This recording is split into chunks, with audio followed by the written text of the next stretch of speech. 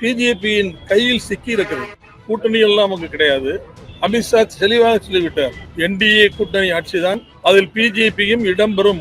நான் தான் அதிமுகவின் வேட்பாளர் என்பதை உறுதிப்படுத்தவே அவரால் முடியவில்லை. அந்த அளவுக்கு தான் அவருடைய நிலைமை இருக்கு. அதையே அவர் இன்னும் உறுதிப்படுத்த முடியவில்லை. பிஜேபியை பொறுத்தவரை தமிழ்நாட்டிலே அது ஒரு நெகட்டிவ் போர்ஸ். அதை கண்டிப்பாக மக்கள் ஏற்றுக்கொள்ள மாட்டார்கள். ஒரு 5 பேர் பிஜேபியில் வெற்றி பெற்று மந்திரி சபையில் சேர்ந்தாலும் அந்த மந்திரி சபை ஒருவேளை அமைத்து ஒருவேளை அவர் சேர்ந்தாலும் ஒரு 10 நாளில் கவிழ்த்து விட்டு பிஜேபி முதலமைச்சராக வந்து விடுவார். அவருக்கு அதனால் செய்ய முடியும். அவர் செய்தார்கள். சீரழிப்பதற்குத்தான் பிஜேபி அதிமுகவோடு சேர்கிறது. இதற்கு ஏராளமான முன்னுதாரணங்கள் இருக்கின்றன.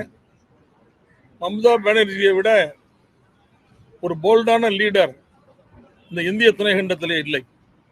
மம்தா பானர்ஜி கட்சியை இவர்கள் உடைத்து சிதைத்து அங்கு 2ஆம் கட்ட தலைவராக இருந்த சுவேந்து அதிகாரியை அதிலிருந்து பிரித்து மம்தா பானர்ஜிக்கு எதிராகவே நிற்க வைத்து மம்தா பானர்ஜியை தோற்கடித்து கடந்த தேர்தலில் அதற்கு பிறகு மம்தா பானர்ஜியுடைய கட்சி வெற்றி பெற்ற காரணத்தால் அவர் முதலமைச்சராக வந்தார். அவர் இடைத்தேர்தலில் போட்டியிட்டு வெற்றி பெற்றார். அதே போலதான் நம்முடைய தேவகவுடா அவர்களுடைய மகன் குமாரசாமி பிஜேபியோடு. இன்றைய தினம் நம்முடைய ஒப்பாரும் மிக்காரும் மிக்க தலைவர், தமிழ் இனத்தினுடைய தலைவர், மானமுள்ள சமுதாயமாக இந்த தமிழ் சமுதாயத்தை மாற்ற வேண்டும் என்பதில் உறுதியுடன் வாழ்ந்து கொண்டிருக்கின்ற தலைவர், நம்முடைய தமிழகத்தினுடைய முதல்வர் மாண்புமிகு தளபதி அவர்கள் முன்னிலையில் திராவிட முன்னேற்ற கழகத்தில் என்னை இணைத்துக் கொண்டேன். இதற்கு பல காரணங்கள் பத்திரிகையாளர்கள் தங்களுடைய இஷ்டப்படி சொல்கிறார்கள். அது காரணம் அல்ல. கருத்தியல் ரீதியாக நாங்கள் எல்லாம் பேரறிஞர் அண்ணாவின் தலைமையில், அதற்கு பிறகு வந்த தலைவர்களுடைய தலைமையில் கருத்தியல் ரீதியாக நாங்கள் எல்லாம் வாழ்ந்தவர்கள். இந்திய எதிர்ப்பு போராட்டத்தில் இருந்து நான் அரசியலில் இருக்கிறேன். எனவே அதற்கு புறம்பாக இப்போது அதிமுக இருக்கிறது. அது தன்னுடைய கொள்கையிலிருந்து தடம் புரண்டு இப்போது பிஜேபியின் கையில் சிக்கி இருக்கிறது. கூட்டணி எல்லாம் நமக்கு கிடையாது. அமித்ஷா தெளிவாக சொல்லிவிட்டார், என்டிஏ கூட்டணி ஆட்சிதான், அதில் பிஜேபியும் இடம்பெறும் என்று அவர் சொல்லிவிட்டார். ஒரு இடத்தில் கூட 3 முறை அவர் பேட்டி தந்திருக்கிறார். ஒரு இடத்தில் கூட திரு அமித்ஷா அவர்கள் அண்ணன் எடப்பாடி பழனிசாமி அவர்களுடைய பெயரை இவர்தான் முதலமைச்சர் வேட்பாளர் என்று குறிப்பிடவில்லை. ஒன்றை நீங்கள் பார்க்க வேண்டும். ஒரு 10 நாள் அவர் 10-12 நாட்கள் திரு எடப்பாடி பழனிசாமி அவர்கள் தன்னுடைய டூர் புரோகிராமை செய்து கொண்டே வருகிறார். இந்த 10 நாளும் அவர் என்ன முயற்சிக்கிறார், தமிழ்நாட்டு மக்களுக்கு என்ன சொல்ல வருகிறார் என்றால், நான் தான் அதிமுகவின் வேட்பாளர் என்பதை உறுதிப்படுத்தவே அவரால் முடியவில்லை. அதிமுக வெற்றி பெற்றால் நான் தான் முதலமைச்சர் வேட்பாளர் என்று அவரால் சொல்ல முடியவில்லை. அந்த அளவுக்கு தான் அவருடைய நிலைமை இருக்கு. அதையே அவர் இன்னும் உறுதிப்படுத்த முடியவில்லை. பாகிஸ்தானுக்கும் இந்தியாவுக்கும் இருக்கிற போரை நான் தான் நிறுத்தினேன் என்று ஒரு 20 முறையாவது சொல்லியிருப்பார் ட்ரம்ப். யாராவது கேட்டார்களா? யாரும் கேட்கவில்லை. அதை யாரும் கருதவில்லை. அதே போல் நம்முடைய எடப்பாடி பழனிசாமி அவர்கள் நான் தான் முதலமைச்சர் என்று சொல்லிக் கொண்டே இருக்கிறார். இந்த கூட்டணியை பற்றி நாங்கள் ஏற்கனவே சொல்லியிருக்கிறோம். இது அதிமுகவில் சேர்ந்தால் அதிமுகவை சீரழிப்பதற்குத்தான் பிஜேபி அதிமுகவோடு சேர்கிறது. இதற்கு ஏராளமான முன்னுதாரணங்கள் இருக்கின்றன. மம்தா பானர்ஜியை விட ஒரு போல்டான லீடர் இந்த இந்திய துணைக்கண்டத்திலே இல்லை. மம்தா பானர்ஜி கட்சியை இவர்கள் உடைத்து சிதைத்து அங்கு 2ஆம் கட்ட தலைவராக இருந்த சுவேந்து அதிகாரியை அதிலிருந்து பிரித்து மம்தா பானர்ஜிக்கு எதிராகவே நிற்க வைத்து மம்தா பானர்ஜியை தோற்கடித்து கடந்த தேர்தலில் அதற்கு பிறகு மம்தா பானர்ஜியுடைய கட்சி வெற்றி பெற்ற காரணத்தால் அவர் முதலமைச்சராக வந்தார். அவர் இடைத்தேர்தலில் போட்டியிட்டு வெற்றி பெற்றார். அதே போலதான் நம்முடைய தேவகவுடா அவர்களுடைய மகன் குமாரசாமி இப்போது எங்க இருக்கிறார் ஒன்றுமே தெரியவில்லை. அதே போல நம்முடைய உத்தவ் தாக்கரே அவர் என்னானது, அவருடைய ஆட்சி என்னானது, எத்தனை பேர் வைத்திருந்த மிக அருமையான கட்சி அந்த கட்சியை அழித்து விட்டார்கள். அதே போல எந்த கட்சியில் இவர்கள் சேர்ந்தாலும் சரி அந்த கட்சியை அழிப்பதுதான் அவருடைய நோக்கம். இப்போது அதிமுகவை அழித்து விட்டு அதற்கு பிறகு திமுகவோடு ஃபைட் பண்ண வேண்டும் என்பதுதான் அவருடைய அஜெண்டா. அந்த அஜெண்டாவை தான் அவர்கள் நிறைவேற்றி கொண்டிருக்கிறார்கள். பிஜேபியில் அந்த அஜெண்டா தான் இப்போது அதைத்தான் அவர்கள் நிறைவேற்றி கொண்டிருக்கிறார்கள். ஒரு இடத்தில் கூட நம்முடைய உள்துறை அமைச்சர் அமித்ஷா அவர்கள் எடப்பாடி பழனிசாமி தான் முதலமைச்சர் என்று சொல்லவில்லை. என்டிஏ கூட்டணி ஆட்சி நடக்கும், என்டிஏ கூட்டணி ஆட்சியை பிடிக்கும், அந்த கூட்டணியில் பிஜேபியும் இடம்பெறும் என்றுதான் அவர் சொல்லிக் கொண்டிருக்கிறார். ஆனா இதை நேற்றைய தினம் கேட்டபோது நம்முடைய எடப்பாடி பழனிசாமி சொல்கிறார், ஆட்சியில் பங்கு கொடுப்பதற்கு நாங்கள் ஏமாளி அல்ல என்று நேற்று தான் சொல்கிறார். ஆட்சியில் பங்கு கொடுப்பதற்கு நாங்கள் ஒன்றும் ஏமாளி அல்ல என்று நேற்று தான் சொல்லியிருக்கிறார். இது என்ன தாக்கத்தை ஏற்படுத்துமோ என்று தெரியவில்லை. பிஜேபியை பொறுத்தவரை தமிழ்நாட்டிலே அது ஒரு நெகட்டிவ் ஃபோர்ஸ். அதை கண்டிப்பாக மக்கள் ஏற்றுக்கொள்ள மாட்டார்கள். எனவேதான் நான் எவ்வளவோ சொல்லி பார்த்தேன், கட்சியை காப்பாற்ற வேண்டுமே என்று என் மனதில் உள்ள ஆதங்கத்தை எல்லாம் சொல்லி பார்த்தேன். அதையெல்லாம் அவர்கள் கேட்பதற்கு தயாராக இல்லை. எனவேதான் வேறு வழி இல்லாமல் அங்கிருந்து அடுத்த என்னுடைய சாய்ஸ், அடுத்த ஆப்ஷன் எனக்கு இருக்கின்ற ஒரே ஆப்ஷன் திராவிட முன்னேற்ற கழகம் தான். நம்முடைய அன்பிற்குரிய அண்ணன் அவர்கள் தான் அதில் அடுத்த சாய்ஸாக இருக்கிறார்கள். எனவேதான் நான் நம்முடைய தளபதி அவர்கள் தலைமையில் இங்கு வந்து இணைந்திருக்கிறேன். நிச்சயமாக தளபதி அவர்கள் தான் மீண்டும் முதலமைச்சராக வருவார், அதில் எந்த சந்தேகமும் இல்லை. இதை எப்படி நான் சொல்கிறேன் என்றால், தமிழ்நாட்டு மக்கள் எப்படி வாக்களிக்கிறார்கள் என்றால், ஒரு தலைவர் மீது நம்பிக்கை வைத்துத்தான் அந்த கட்சிக்கு வாக்களிக்கிறார்கள். 1967ஆம் ஆண்டு பேரறிஞர் அண்ணாவை சுற்றி இருந்த மிக முக்கியமான தலைவர்களை நீங்கள் பார்ப்பீர்களேயானால், ராஜாஜி இருந்தார், மாபோசி இருந்தார், நம்முடைய காகிதம் இல்லத்து இருந்தார், நம்முடைய மிகப்பெரிய தலைவர்கள் சீபா ஆதித்தனார் இருந்தார், லெப்ட் ரைட்டு எல்லாம் இருந்தது, கல்யாண சுந்தரம் இருந்தார், ராமமூர்த்தி, இவர்கள் எல்லாம் இருந்தார்கள். இவர்களுடைய அணி மிகப்பெரிய அருமையான அணி என்பதால் அந்த அணியை மக்கள் ஆதரித்தார்கள். அதற்கு பிறகு 71 தேர்தலில் டாக்டர் கலைஞர் அவர்களும் புரட்சி தலைவர் எம்ஜிஆர் அவர்களும் சேர்ந்து அந்த 71 தேர்தலை சந்தித்த காரணத்தால் மிகப்பெரிய வெற்றியை அந்த தேர்தலில் தந்தார்கள். அதற்கு பிறகு நீங்கள் பாருங்கள், யாருக்கு ஓட்டு?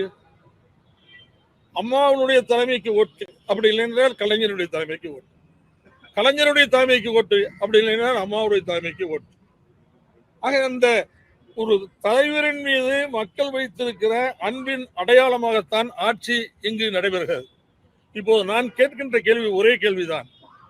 இப்போது தமிழ்நாட்டில் நம்முடைய தளபதி ஸ்டாலின் அவர்களுக்கு இணையான தலைவர் யார் சொல்லுங்கள் பார்க்கலாம். யாரும் இல்லை. எடப்பாடியா அல்லது நம்முடைய முதலமைச்சர் ஸ்டாலின் அவர்களா என்றால், எடப்பாடி அவர்களை விட 15% அதிகமான வாக்குகளை பெற்று நம்முடைய தளபதி ஸ்டாலின் அவர்கள் தான் முதலமைச்சராக வருவார். ஏனென்றால் மக்கள் அவர் மீது வைத்திருக்கிற நம்பிக்கை தான் இதற்கு காரணம்.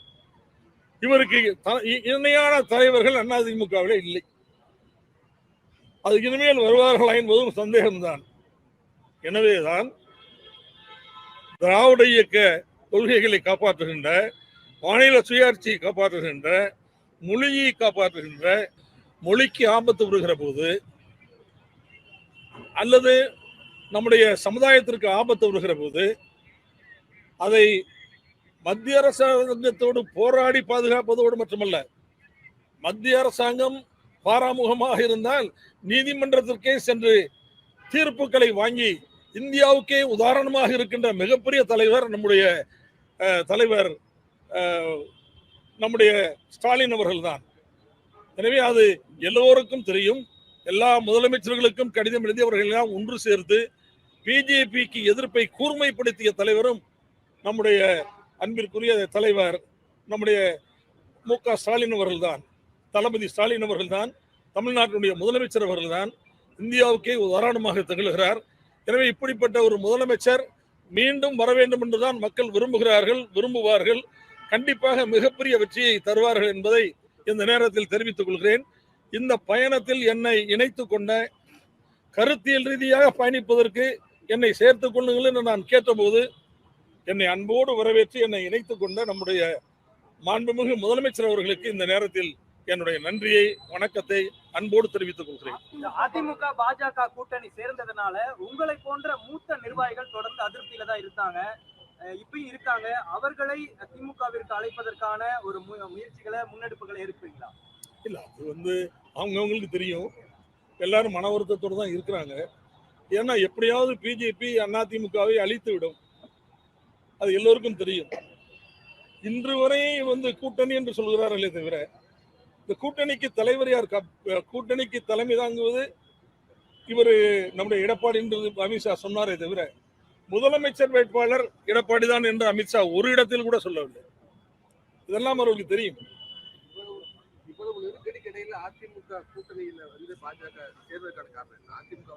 அதிமுகவை அழிக்க வேண்டும் என்பதுதான் இந்த தேர்தலில் வெற்றி பெற வேண்டும் என்பது அவர்கள் நோக்கம் அல்ல. இல்ல, நான் என்ன கேட்கிறேன்னா, அது நீங்க please ask this question to Edappadi.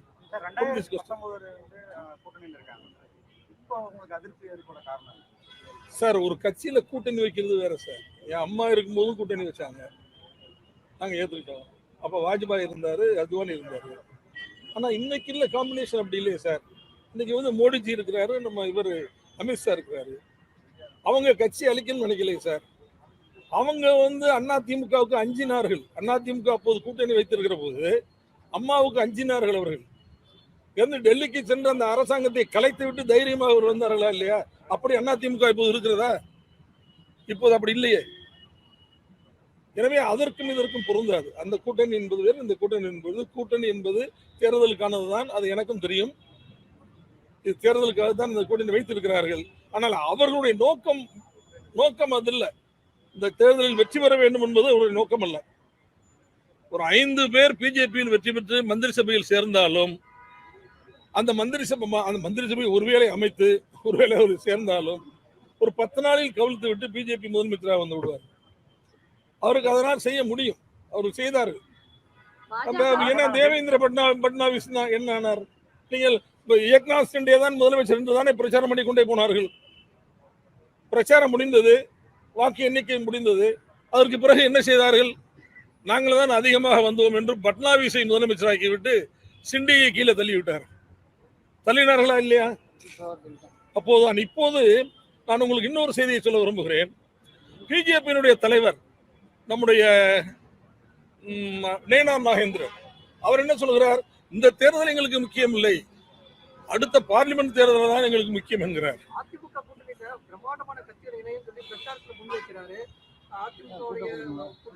பிரம்மாண்டமான கட்சியே 2 கட்சி தான். ஒன்னு அதிமுக, இன்னொன்னு திமுக.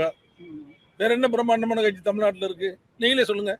உங்களுடைய கருத்தை எடப்பாடி பழனிசாமி உதாசனப்படுத்தினாரா? ஏன்னா 2021 இதே போல ஒரு கருத்தை நீங்க சொன்னீங்க. அப்போ நிர்வாகிகளுடைய கருத்தை கேட்க முடியாத அளவுக்கு எடப்பாடி பழனிசாமி இருக்காரு. கேட்க மாட்டாங்க. நான் ஏன் பேச மட்டும் இல்லைங்க, 7 முன்னாள் அமைச்சர்கள் அண்ணன் எடப்பாடி பழனிசாமி அவர்களை சந்தித்து அதிமுகவில் ஒற்றுமை வேண்டும், அதிமுக மீண்டும் உயிர் பெற்று எழ வேண்டுமானால் அதற்கு சில யுக்திகளை நாம் கடைபிடிக்க வேண்டும் என்று சொன்னார்கள்.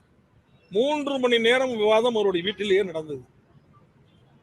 அந்த விவாதத்தில் கலந்து கொண்ட ஒரு அமைச்சரை என்னிடம் சொன்னார், என்ன நடந்தது என்று சொன்னார்.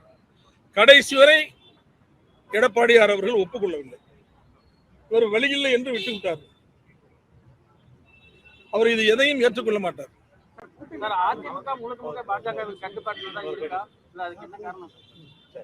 அதிமுக முழுக்க பாஜகவின் கட்டுப்பாட்டுக்கு போயிருச்சா? இதுக்கு என்ன காரணமா இருக்கு? இந்த மக்கள் அளவுக்கு எது- அவர்களை மக்கள் வந்து என்ன நினைக்கிறாங்க? பாஜகவும் அதிமுகவும் இணைந்த பிறகு மக்கள் விரும்பல சார். தமிழ்நாட்டு மக்கள் அந்த கூட்டணியை விரும்பவில்லை. டெல்லிக்கு போயிட்டு எடப்பாடி விட்டு கதவை தட்டினார். தமிழ்நாட்டோட உரிமைகளை கேட்பதற்காக தான் அவர் தட்டினார். எதுக்காக தட்டினான்னு உங்களுக்கே தெரியும். அவரு உண்மை சொல்றாரா பொய் சொல்றாருன்னு உங்களுக்கு தெரியும். இந்த கொஸ்டினை ஏன் என்கிட்ட போடுறீங்க? அதிமுக என்ன சொல்றாங்கன்னா, இப்ப நீங்க வந்து திமுக சேர்த்ததுக்கான காரணம் அவர் வந்து மாநிலங்களவை உறுப்பினர் கேட்டாரு, கொடுக்கல, அதனாலதான் அவர் வந்து திமுக சேர்த்துட்டாரு அப்படின்றாங்க. என்ன சார்? இல்ல சார், சந்தர்ப்பவாதின்னு சொல்லி பொன்னையன் சொல்றாரு. பொன்னையன் வந்து ஒரு சந்தர்ப்பவாதி எம் ராஜா. சந்தர்ப்பவாதி இல்ல. நான் எனக்கு சந்தர்ப்பவாதிங்கிறது சம்பந்தமே இல்ல. நான் கொள்கைவாதி. அது வந்து ஏன் பொன்னையன் இப்படி சொல்றாருன்னு எனக்கு தெரியல. சார், உங்களை தொடர்ந்து அதிமுக தலைவர்கள் திமுக ஏழு முன்னாள் அமைச்சர்கள் அது வந்து அது வாய்ப்பு இருக்கலாம்.